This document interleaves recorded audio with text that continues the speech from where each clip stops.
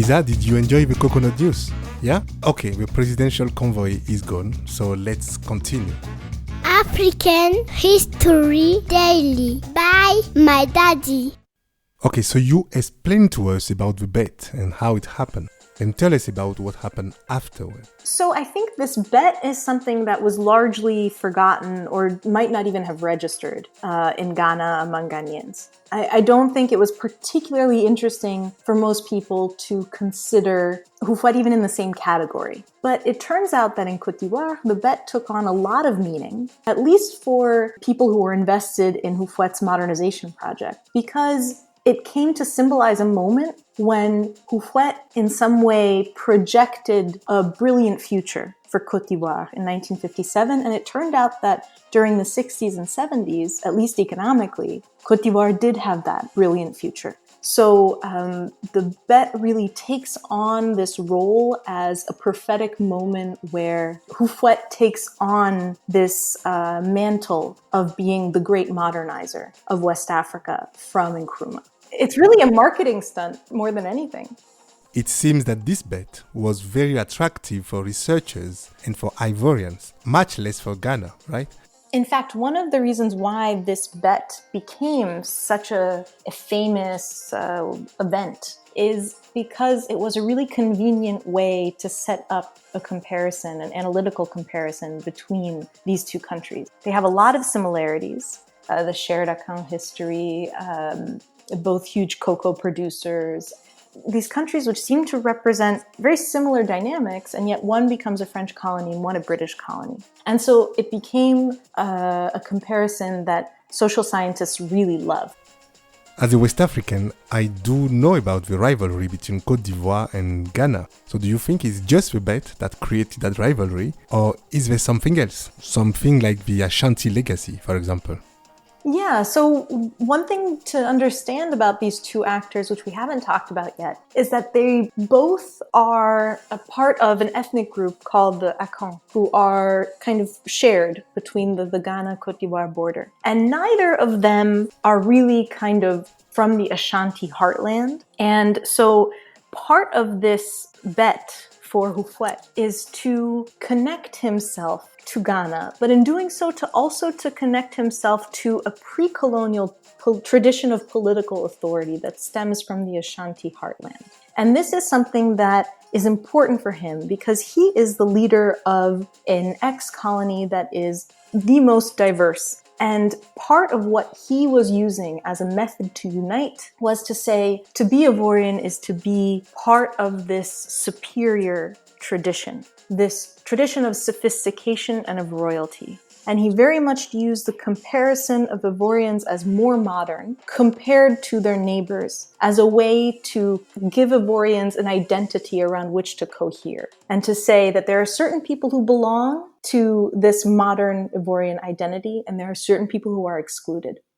So what you are saying is that in those days, the question of who is Akan, who is Ashanti, and who is not was quite a vital question. And that is what was discussed in that conference in Banduku, right? That's right. In 1974, and this is kind of at the height of the Ivorian economic miracle, there is this really important conference on Akan traditions in Banduku, which is in Cote d'Ivoire, but it's 5 kilometers from the Ghana border.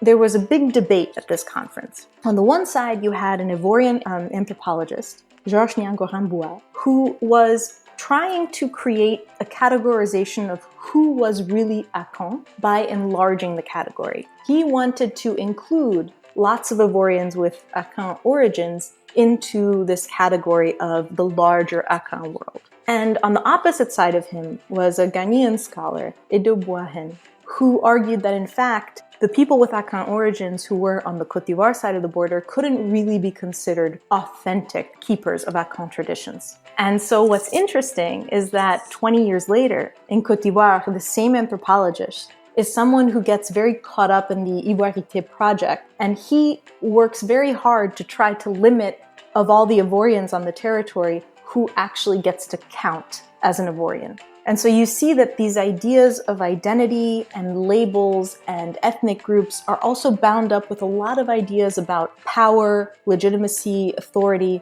which change according to the conditions in which they're being played out and the interests behind them. And now I'm wondering, was Houphouët sad or disappointed that Nkrumah was overthrown 9 years after that bet? Yes, he's replaced by Bouzia, who is in many ways almost a Ghanaian Houphouët.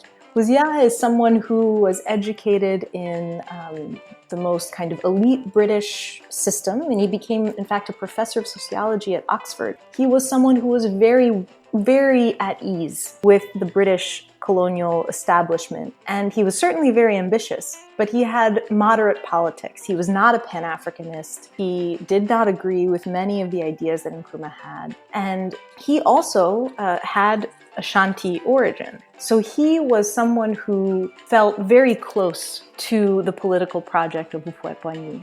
And so it's very interesting that Nkrumah's successor becomes someone who legitimizes Houphouët's political project even more. Well, quite interesting, Elisa. We could go on forever. But tell me, what lesson should we learn from this wager story? I think its significance is even wider than these two countries. I think we take certain things as just facts, things that happened. And so I think one of the key lessons here is that we always need to understand and question where things really come from, how things really happened, and how their meaning changes. It's not a fixed meaning. So I would say that I think we need to embrace a version of history that is one that recognizes that it's not fixed. Thank you so much, Elisa, for this lesson. Do you have any last word as a historian about African history in particular? I think African history is something that is extremely urgent. It's not something that is sitting quietly in a book that you can open up and read when you want, particularly this post-colonial histories that we're talking about. It's a history that we don't have very many documents of. And the most important documents we have are the people who have lived these times and these experiences and really can tell us what happened and how they saw it. And so I think it's an extremely urgent task for us everyone to go out and record it, to talk to older generations, to collect these memories, these lives, these stories, and to make sure that we don't lose something that is rapidly disappearing, which is a kind of broader memory of events. And that's something that's on all of us to roll up our sleeves and to get out there and to try to recover a history soon to disappear. My African cliché of the day is the Football African Cup of Nations. This competition is a perfect illustration of the rivalry between Ghana and Cote d'Ivoire. In that competition, when Ivory Coast finally won its first title in 1992, Ghana has already won it 4 times. So clearly, on the football pitch to date, it's a flawless victory for Ghana, 4-2. And actually, 2 is also the number of Akan words that you know thanks to this trip. First word is Sankofa, of course, is an Akan word, and Akwaba, which means welcome.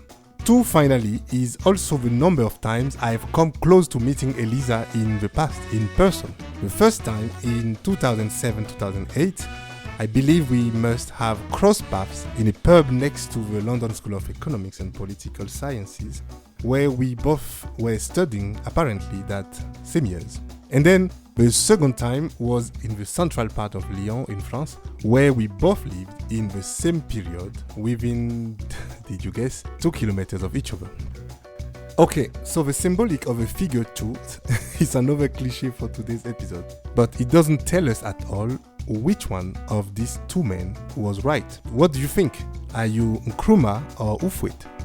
Now I let you reflect about your own clichés on the Akan people, on the Ivorians, the Ghanaians, and let's board again soon on our very next flight in Sankofa. Thank you and goodbye.